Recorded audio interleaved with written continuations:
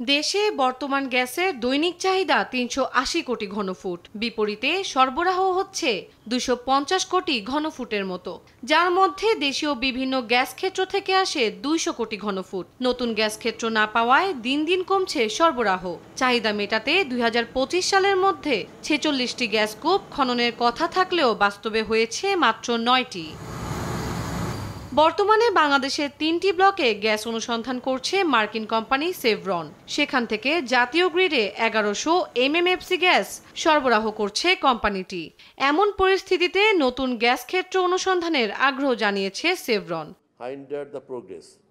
রোববার American chamber of commerce in Bangladesh AmCham আয়োজিত সংলাপে এই আগ্রহের কথা জানান সেভরন কর্মকর্তারা। We are also working beyond the energy.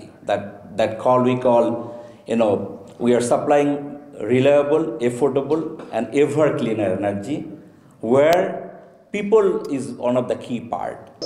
বিষয়টি জ্বালানি মন্ত্রণালয়ের সংশ্লিষ্ট উল্লেখ করে পরিবেশ উপদেষ্টা জানান, অভ্যন্তরীণ সম্পদের সুষ্ঠু ব্যবহার নিশ্চিত করতে চায় সরকার। ফলে বাংলাদেশের অভ্যন্তরে যে সমস্ত প্রাকৃতিক সম্পদ আছে সেগুলোর সুষ্ঠু ব্যবস্থাপনা আমরা নিশ্চিত করব, এবং আমদানি নির্ভর যে একটা জ্বালানি খাত আমাদের আছে সেখান থেকেও রাতারাতি উত্তোলন সম্ভব না, কিন্তু সেখান থেকে আমরা কেমন করে শিফটটা একটু রিনিউয়েবলের দিকে যেতে পারি, সেজন্য সরকার অতি সম্প্রতি রিনিউয়েবল এনার্জি পলিসিটাকে পাশ করেছে।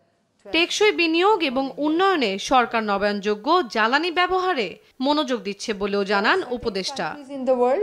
তন্দ্রা তারুণ্য, দেশ টিভি, ঢাকা।